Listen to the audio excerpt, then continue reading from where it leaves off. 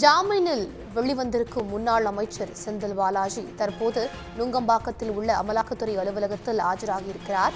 இது பற்றிய தகவல்களை வழங்குவதற்காக நம்முடைய செய்தியாளர் செந்தில் இணைகிறார். செந்தில், விவரங்கள்.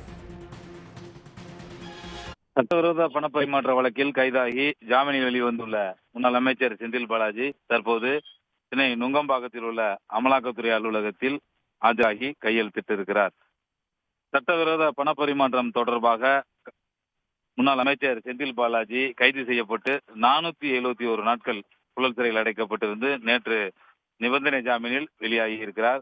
அதாவது மொத்தம் 6 நிபந்தனைகள் விதிக்கப்பட்டிருக்கின்றன. குறிப்பாக வாரந்தோறும் வெள்ளிக்கிழமை மற்றும் திங்கட்கிழமை சென்னை நுங்கம்பாக்கத்தில் உள்ள அமலாக்கத்துறை அலுவலகத்தில் ஆஜராகி கையெழுத்து விட வேண்டும், அதேபோல பாஸ்போர்ட்டை ஒப்படைக்க வேண்டும், வெளிநாடு செல்லக்கூடாது உள்ளிட்ட 6 நிபந்தனைகளை நீதிமன்றம் அவருக்கு விதித்து இந்த நிபந்தனை ஜாமீனை வழங்கியது. அதன் அடிப்படையில் தற்போது சென்னை நுங்கம்பாக்கத்தில் உள்ள அமலாக்கத்துறை அலுவலகத்தில் தற்போது அமலாக்கத்துறை அதிகாரி, விசாரணை அதிகாரி கார்த்திக் தாசரி முன்னிலையில் தற்போது செந்தில் பாலாஜி ஆஜராகி கையெழுத்து விட்டு தற்போது வெளியே வந்திருக்கிறார்.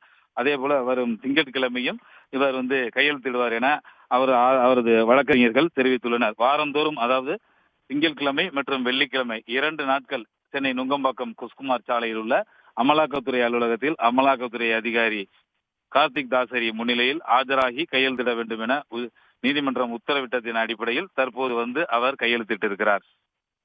விவரங்களை வழங்கியமைக்கு நன்றி செந்தில்.